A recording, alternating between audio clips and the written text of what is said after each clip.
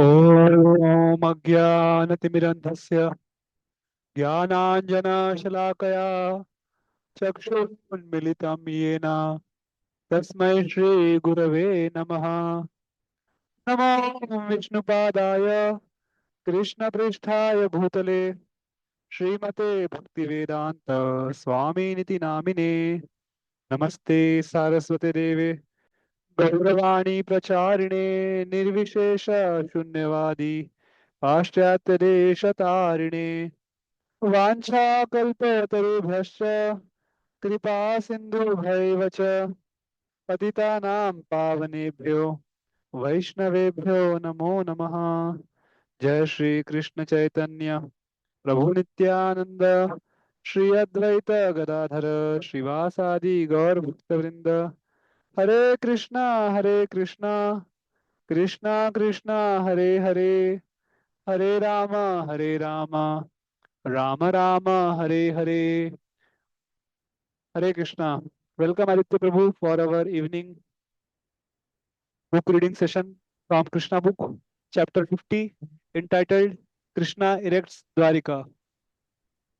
So Hare yesterday Krishna we Prabhu, started Dinod the Pranam. chapter, then pranams. We started the chapter and covered first few paragraphs. Now, now we will go ahead. So I will share my screen. I will read first two paragraphs. Meanwhile, devotees will join, and then we'll go in round.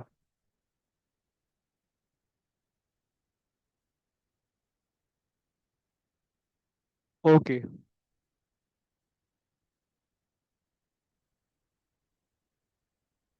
So yesterday we read how Jarasandha was trying to provoke Krishna and Balram to fight with him.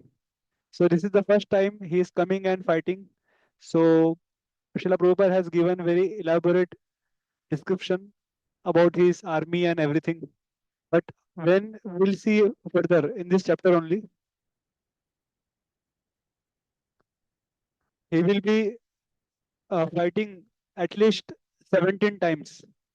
So, and then after that, Krishna will erect Dvarika Dham. So that we discussed today. We'll try to complete this chapter today so that we can start a new chapter tomorrow. Okay. After hearing Jarasandha speak in that way, Krishna answered, "My dear King Jarasandha, heroes do not talk much. Rather, they show their prowess.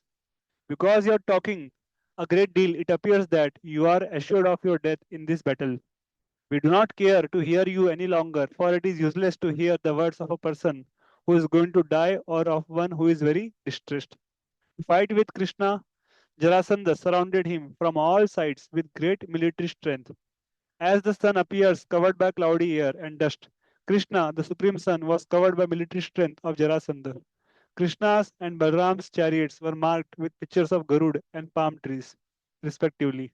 The women of Mathura all stood on the tops of the houses, palaces, and gates to see the wonderful fight. But when Krishna's chariot was surrounded by Jarasandha's military force and was no longer visible to them, they were so frightened that some of them fainted. Krishna saw himself overwhelmed by the military strength of Jarasandha. A small army of soldiers was being harassed, so he immediately took up his bow named Saranga. So you must have read in Bhagavad Gita that Arjuna's bow's name is Gandiv. Similarly, Krishna's bow name is Saranga. Arjuna's mm, Shankha name is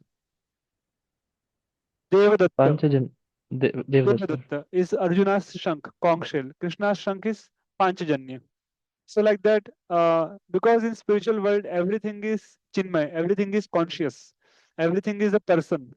So everything has a name. Similarly, the bow, the sword, the Gandhi, I mean the chariot, everything has a name. So that's why here it is mentioned. Krishna's bow's name is Saranga. 1 minute. Huh?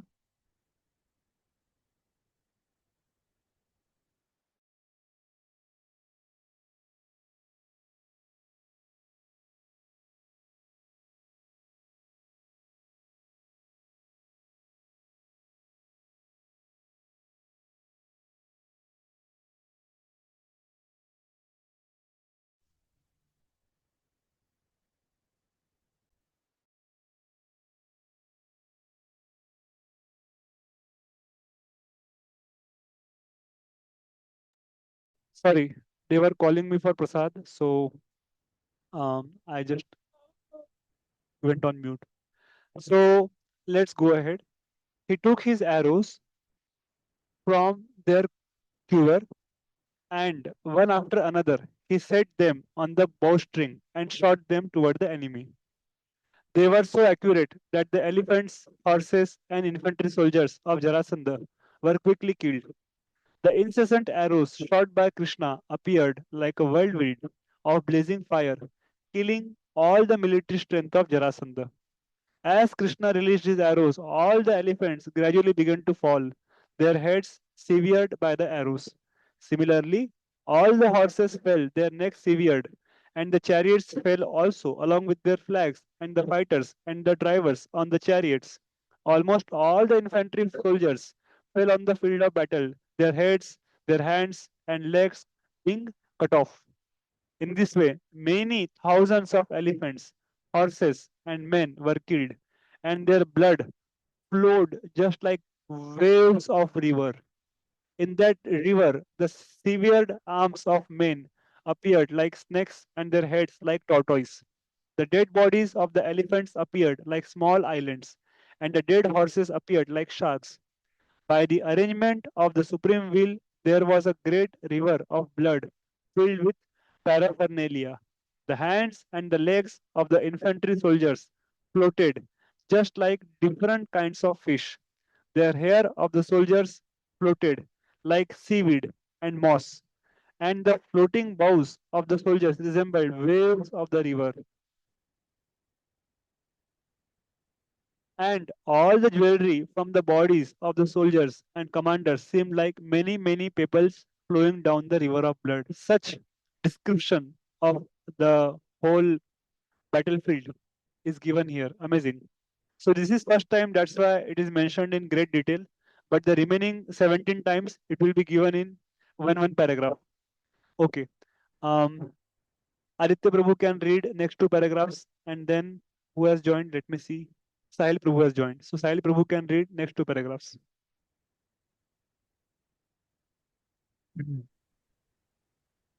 Lord Balarama, who is also known as Shankarshana, began to fight with his club in such a heroic way that the river of blood created by Krishna overflooded. Cowards became very much afraid upon seeing the ghastly and horrible scene, and heroes began to talk delightedly among themselves about the heroism of the two brothers. Although Jarasandha was equipped with a vast ocean of military strength, the fighting of Lord Krishna and Balarama converted the whole situation into a ghastly scene far beyond ordinary fighting. Persons of ordinary merit cannot estimate how it could be possible, but when such activities are accepted as pastimes of the Supreme Personality of Godhead, under whose will everything is possible, then it can be understood. The Supreme Personality of Godhead creates, maintains, and dissolves the cosmic manifestation merely by his will. For him to create such a vast scene of devastation while fighting with an enemy is not so wonderful. And yet, because Krishna and Balarama were fighting Jarasandha just like ordinary human beings, the affair appeared wonderful. When all the soldiers of Jarasandha had been killed and he was the only one left alive, certainly he was very much depressed. Sri Balarama immediately arrested him with great strength, just as one lion captures another. But while Lord Balarama was binding Jarasandha with the rope of Varuna and ordinary ropes, also Lord Krishna, with a greater plan in mind for the future, asked Lord Balarama not to arrest him. Krishna then released Jarasandha. As a great fighting hero, Jarasandha was ashamed, and he decided that he would no longer live as a king but would resign from his position in the royal order and go to the forest to practice meditation under severe austerities and penances. Yes, thank you. So here Prabhupada is mentioning, he is revealing the plot in advance. आगे क्या होने वाला है Prabhupada पहले बता रहे हैं. Prabhupada is telling here that Krishna, with a greater plan in the mind, he released Jarasandha because he knew that Jarasandha will bring all his demoniac soldiers and friends and his servants to kill Krishna, and in this way Krishna will kill all the demons, and he will re-establish the religious principle for which he comes. यदा यदा हि धर्मस्य ग्लानिर्भवति भारत धर्म संस्थापनार्थाय संभवामि युगे युगे. और एक श्लोक आता है ना 4.8 परित्राणाय साधूनां विनाशाय च दुष्कृताम. So actually I combined both the shlokas, sorry. So 4.7, 4.8. So again and again Krishna comes to give pleasure to devotees and to re-establish the religious principles by killing all the demons. So Jarasandha did a great job by bringing 17 times lakhs and lakhs of demonic people. Similarly, in Mahabharata also, Duryodhana became an instrument to bring all these envious, sinful people on one side. And Krishna, through Arjuna, Pandavas, killed each and every one of them. So, directly or indirectly, Krishna can engage anybody in his service. So, here we are talking about Jarasandha. After getting so badly defeated, Jarasandha was planning to commit suicide or to leave his kingdom and resign from the position. But now we'll see what happens further. Yeah. So Sahil Prabhu can read next two paragraphs.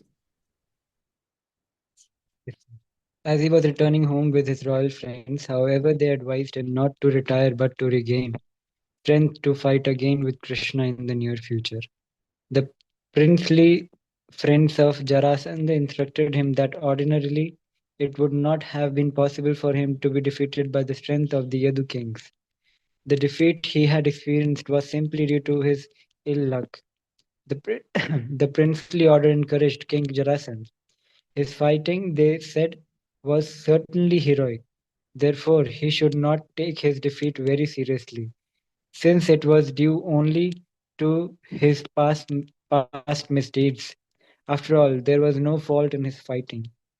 In this way, Jarasandha, the king of Magadha province, having lost all his strength and having been insulted by his arrest and subsequent release, could do nothing but return to his kingdom.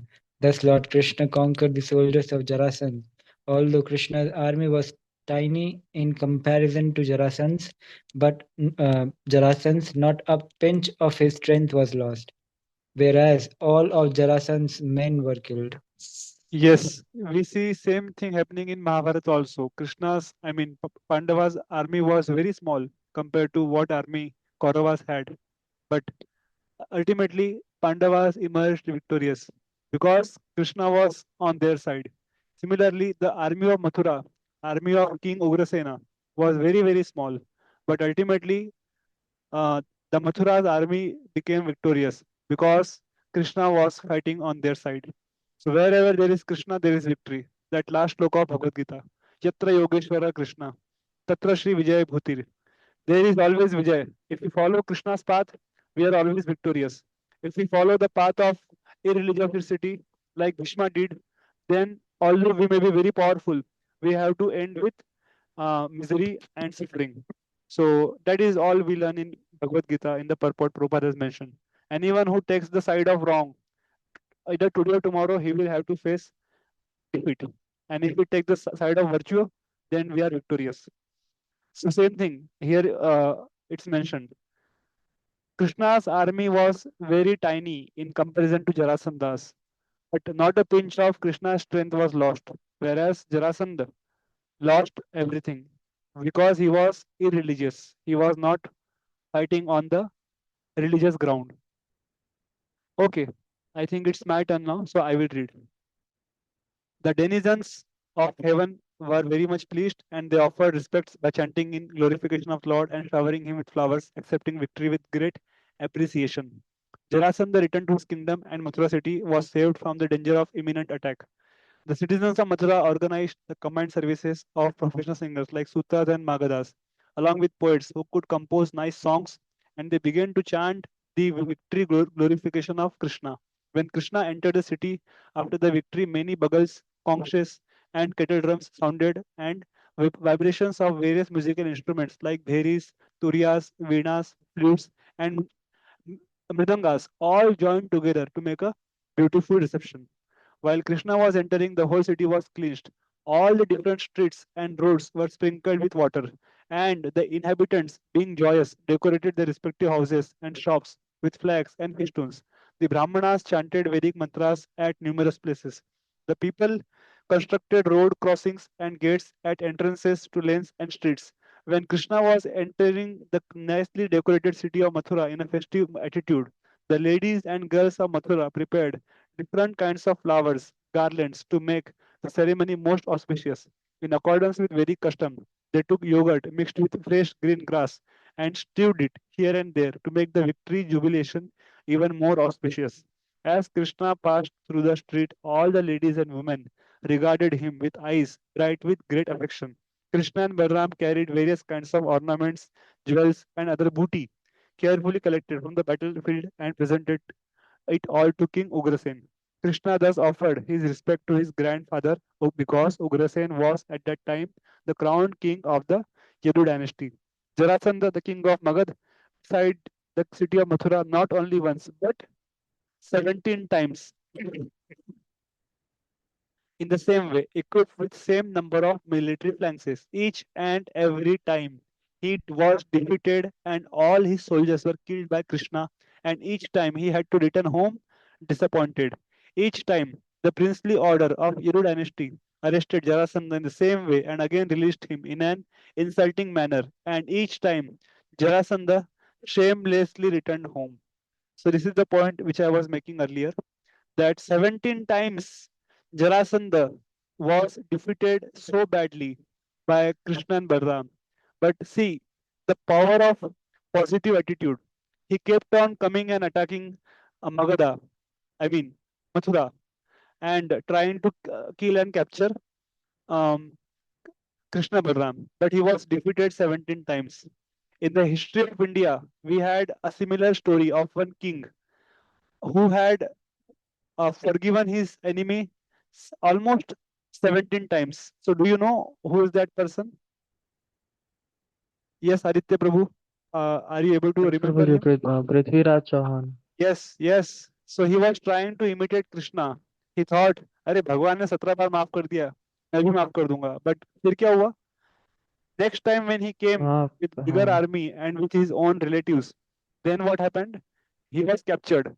And Muhammad yeah, Gori, what he said, I am not a fool like you. मैं तुम्हारी तरह मूर्ख नहीं हूँ. हाँ, तुमने मुझे माफ किया लेकिन मैं तुम्हें माफ नहीं करूंगा, और फिर उन्होंने उसे मार दिया.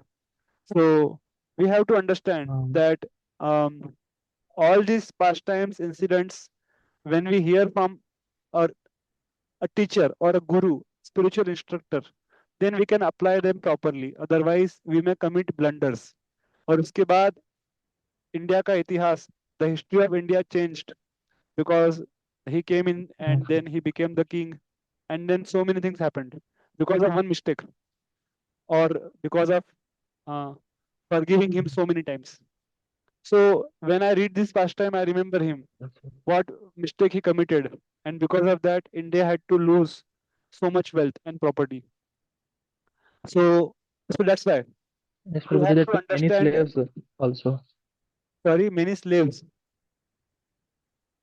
Yeah, they took many slaves, innocent children, women of India, and Yes, they sold yes, them yes, also. yes. Right, right. They did human trafficking and they exploited the princess and everything. So many things happened. Why? Because the person was not careful in applying the philosophy. So we should be doing it under the guidance of Guru. That's why Kshatriya should be always guided by a Brahmana. Prabhupada was asked, would you like to become the king of, or would you like to become the prime minister of the nation? Prabhupada said, I want to become the guru of the prime minister, the kingmaker, so that he can guide the king, and the king should take the responsibility of running the whole nation properly. So that is the duty of a Brahmana or a Vaishnava. So here we are seeing Krishna defeated them 17 times, and finally now we'll see after that what happens. Yes, please read ahead. Yes, Prabhuji. While Jarasandh was attempting his 18th attack, a Yavana king somewhere to the south of Mathura became attracted by the opulence of Yadu dynasty and also attacked the city. It is said that the king of Yavanas, also known as Kalayavana was induced to attack by Narada. This story is narrated in the Vishnu Purana. Once Gargamuni, the priest of Yadu dynasty, was taunted by his brother-in-law. When the kings of Yadu dynasty heard the taunt, they laughed at him, and Gargamuni became angry at Yadu kings. He decided that he should produce someone who would be very fearful to the Yadu dynasty. So he pleased Lord Shiva and received from him the benediction of a son. He begot his son Kalyavana in the wife of Yavana king. This Kalyavana inquired from Narada, who are the most powerful kings in the world. Narada informed him that the Yadus were the most powerful. Thus informed, Kalyavana attacked the city of Mathura at the same time that Jarasandha tried to attack for the 18th time. Kalyavana was very eager to declare war on a king of the world uh, who would be a suitable combatant for him, but he had not found any. However, being informed about Mathura by Narada, he thought it wise to attack the city with 30 million Yamana soldiers. The Yavana word comes in Bhagavatam also. You must have heard that verse. What is that verse? It begins with Mm. Andha Bhoja Yavana Khasadaya Yeah, uh, Mannija Papam Madapashraya I don't Shraya. remember the words, Prabhuji. First line I am not able to recollect. Wait, let me show it here. So Yavana words is used for someone who is low born, or Yavana means someone who is not following the uh, regulative principles. Vedic principles. Yavana Khasadaya. Mannij, very famous verse. First Yeah. line I am not able to remember. अभी मिल जाएगा.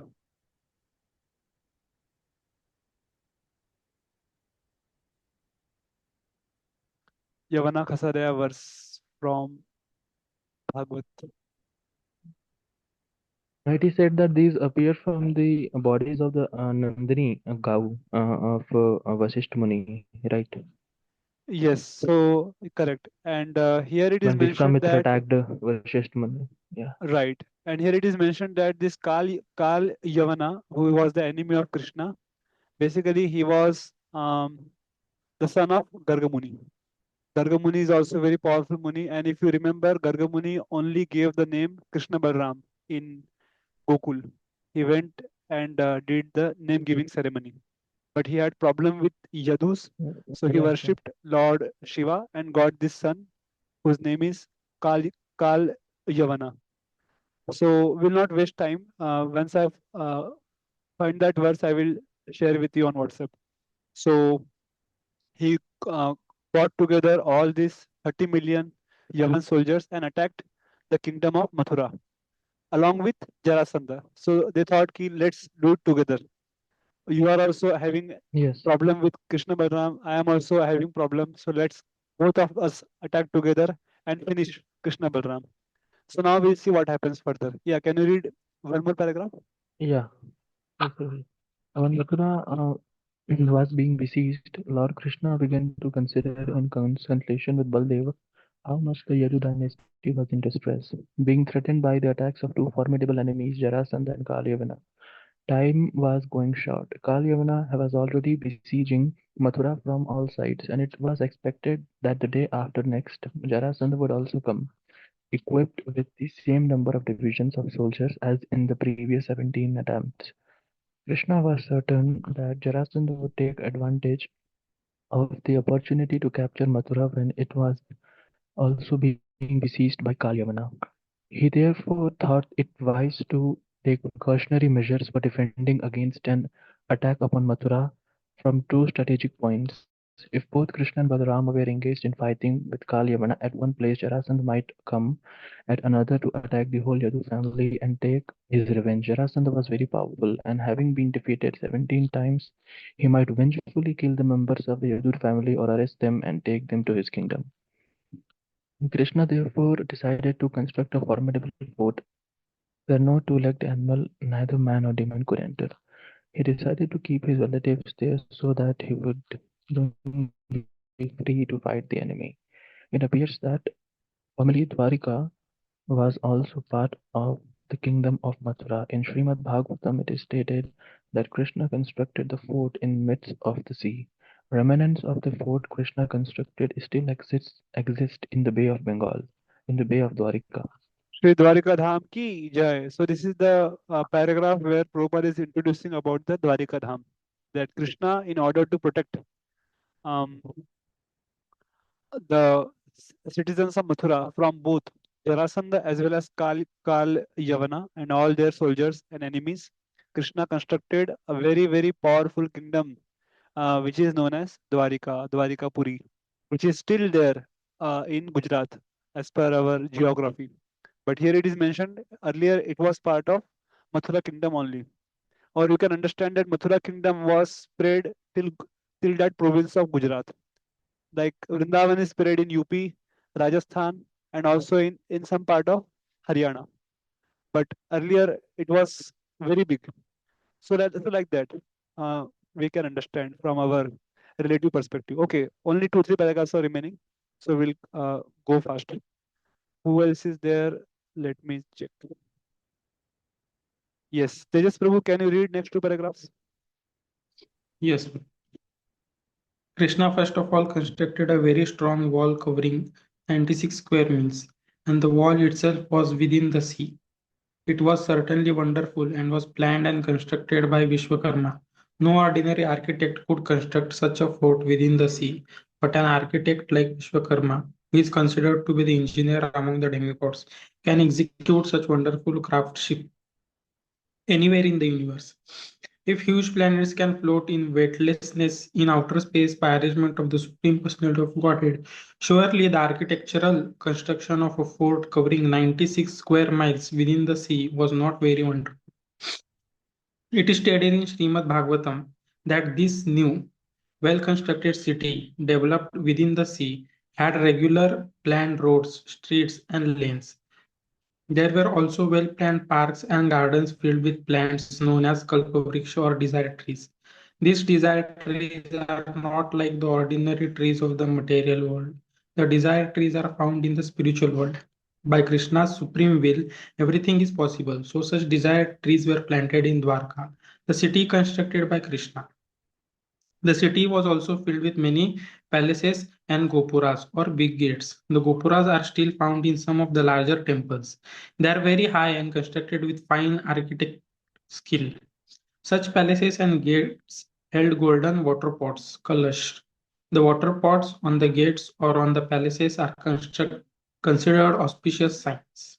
Yes. So there is a pastime Prabhupada says when the citizens got up in the morning next day, they were not able to figure out where is the door, where is the gate.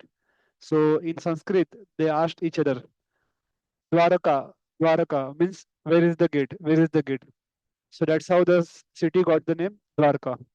So this is one pastime which we hear from Acharyas. Why this name was given, Dvāraka? Because it was so huge. They could not find the gate only. It was so spacious. So that's how the city was named Dvārika or Dvāraka. Okay. So now I will read next 2 paragraphs Prabhuji, I and have a then question. Who could not find the gates? no means citizens के लिए नया था ना वो. They were habituated to stay in Mathura and Krishna transported them overnight from Mathura to Dwarka inside the waters. Oh, So when they got up next day morning, okay. it was new for them. So they asked, So "Oh, where was is the this gate?" city underwater or means? Initially, it was underwater. It was constructed in such a way that nobody Okay. could enter it. The description is mentioned in the previous paragraph, and more elaborately, Prabhupada has told in his uh, room conversations. So we are just reading in brief. So you see here. So it was constructed in such a way that no two-legged animal, man or demon, can enter there. So it's Okay. mentioned. Okay, It Prabhuji, was I get it. yeah. See here is it's mentioned within the sea. मतलब वो समुद्र के अंदर में ही वो बनाया गया था. And when Krishna left this world, if you have heard in Mahabharata, the whole city went inside the water again. और अभी जो हम देखते हैं द्वारका धाम in Gujarat, it is just a remnant of the original city. And actually now also it is there inside the water. I think Modi ji went and did some inauguration through submarine. you can see the actual city which is there. Yeah, I saw that one. है ना? So it was made like that. Okay, we have less time, so we'll complete the remaining two paragraphs. Yes, almost all the palaces were skyscrapers. In each and every house, there were underground rooms containing big golden and silver pots for stocking grains. And there were many golden water pots within the rooms. The bedrooms were all bedecked with jewels, and the flowers were mosaic payments of Markat jewels. The Vishnu deity worshipped by descendants of Yadu was installed in each house in the city. The residential quarters were so arranged that the different castes, Brahmanas, Kshatriyas, Vaishyas, Shudras, had their respective quarters. It appears from this that the caste system mentioned in the Bhagavad Gita existed even at that time. In the center of city was a residence made specifically for King Ugrasen. This was the most dazzling of all the houses. So this Varna and Ashrama, Varna means there are four Varnas, Brahman, Kshatriya, Vaishya, Shudra, and four Ashramas, Brahmachari, Grahastha, Vanprastha, Sannyas. They are existing from the time of creation. जब से creation हुआ है, सृष्टि हुई है, तब से ही ये वर्ण और आश्रम हमेशा से रहे हैं. To facilitate our spiritual growth and so that the living entity can progress on the way back home back to Godhead. तो ऐसा नहीं है कि अभी अभी किसी ने बनाया है. So here it is mentioned, it was there even at the time of Krishna in Dvārakā Dham. It was there in Satyuga also. So that reference we can find in Śrīmad-Bhāgavatam. When the demigod Indra saw that Krishna was constructing a particular city of his own choice, he sent the celebrated Parijata tree of the heavenly planets to be planted in the new city. And he also sent a parliamentary house named Sudharma. The specific quality of this assembly house was that anyone participating in a meeting within it would overcome the influence of invalidity due to old age. The demigod Varuna presented a horse which was all white except for black ears and which could run at the speed of mind. Kuvera, treasurer of demigods, presented the art of attaining the eight perfectional stages of material opulence. In this way, all the demigods began to present their respective gifts according to their different capacities. There are 33 million demigods, 33 crore Devi Devta hai, each interested with a particular department of universal management. All the demigods took the opportunity of Supreme Personality of Godhead's constructing a city of his own choice to present their respective gifts, making city of Dvārakā unique within the universe. This proves that while there are undoubtedly innumerable demigods, none of them is independent of Krishna. As stated in Chaitanya Charitamrita, Krishna is the Supreme Master and all others are his servants. So all demigods took the opportunity to render service to Krishna when he was personally present within this universe. This example should be followed by all, especially those who are Krishna conscious, for they should serve Krishna by their respective abilities. So here Prabhupada is mentioning there are 33 million demigods, 33 crore देवी देवता है और सभी की सभी क्या करते हैं? They all worship Supreme Personality of Godhead Krishna. So instead of begging from the demigods कि मेरा प्रमोशन करा दो, मुझे जॉब लगवा दो या मेरा लोन पास करा दो, we should worship Krishna directly and all our desires Krishna will take care. We should have full faith because ये सब demigods they have to go and take permission from Krishna before they sanction the request. So why not directly worship Krishna in the form of the holy name and in the form of reading Krishna's book, right? So Prabhupada is telling here we should serve Krishna with all our respective abilities, and this is very important. And Krishna is the supreme master, and all others are his servants. Last paragraph I will read, and we'll stop for today. When the new city was fully constructed according to the plan, Krishna transferred all the inhabitants of Mathura and installed Balramji, Sri Balram, as the city father. City father. After this, he consulted with Balram, and being garlanded with lotus flowers, but carrying no weapons, he came out of the city to meet Kalyavana, who had already surrounded Mathura. Thus ends the Bhaktivedanta purport of the 50th chapter of Krishna entitled Krsna Erects the Dvāraka 4. So very briefly, Prabhupada has mentioned about Dvāraka Nagari, and if you want more detail, you can read from Śrīmad-Bhāgavatam purports, and also some devotees have wrote book on Dvāraka also, so it's available. But this is sufficient for us, whatever Prabhupada has mentioned. And then Krishna made Balramji as the in charge of the city, as protector, and Krishna in tomorrow's chapter we'll see how Krishna will kill and deliver Kalyavan. Very interesting chapter. So I humbly request both of you, and also I will tell all the devotees, so please come and join tomorrow's session also. So sorry, today I got late because I was busy with book distribution and settlement. And Tejas Prabhu also did 6 books and 1 Krishna book. So he distributed 7 books of Prabhupada. So very inspiring. And let's connect tomorrow once again at 8:30 p.m. And we'll start with the new chapter on Krishna Lila. Shri Krishna Bhagwan ki jai. Shri Dvarika Dham ki jai. Jagat Guru Śrīla Prabhupada ki jai. Śrīla Prabhupada Transcendental Book Distribution Marathon ki jai. Samved Gaurav Bhaktavinda ki jai. Nitai Gaur Premanande. Hari Hari Bol.